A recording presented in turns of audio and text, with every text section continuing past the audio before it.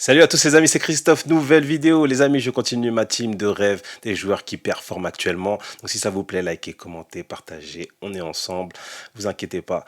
Toujours la constitution de mon milieu de terrain, donc j'avais choisi mon 6 avec Casemiro, mon 8 avec Gundogan.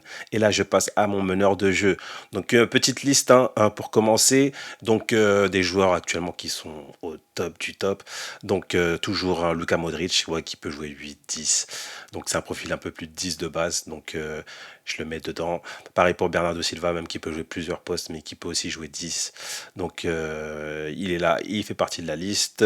Bruno Fernandes à Manchester United, ce petit portugais incroyable.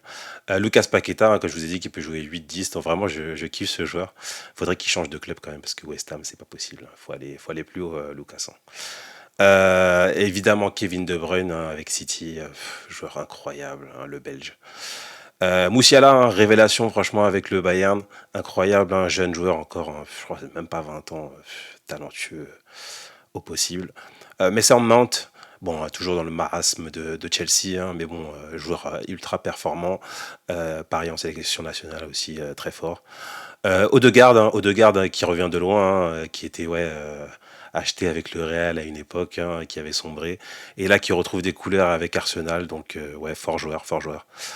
Kai Havertz, toujours dans le marasme de Chelsea, hein, qui a joué, ouais, qui joue beaucoup neuf, faux neuf, mais pour moi c'est plus un 10, hein, Kai Havertz, et j'aime bien ce joueur, donc ouais, il fait partie de la liste. Phil Foden qui joue aussi beaucoup à gauche, mais qui peut jouer aussi dans l'axe.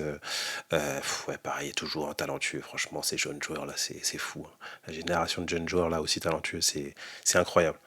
Donc ouais, ben le choix, franchement, moi, il n'y a même pas eu de débat, hein, ça n'a même pas duré longtemps, mais pour moi, c'est Kevin De Bruyne de très très loin.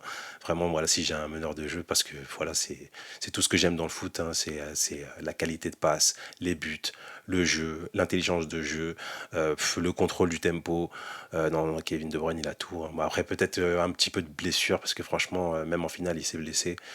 Ouais, mais sinon, à part ça, c'est le top du top. Donc pour moi, il n'y a même pas de débat, hein, c'est Kevin De Bruyne. Donc récap de mon équipe. Donc dans les buts, Onana, à droite, Walker, à gauche, Davis, Alaba et Diaz dans l'axe, en défense centrale. En 6 Casemiro. En 8 Gundogan. Et donc mon meneur de jeu, c'est Kevin De Bruyne. Ah, mon équipe commence à avoir de la gueule, hein, mais bon, on va passer au poste décisif, hein, donc en attaque. Donc le prochain, ce sera mon ailier gauche. Et là, on vous dire que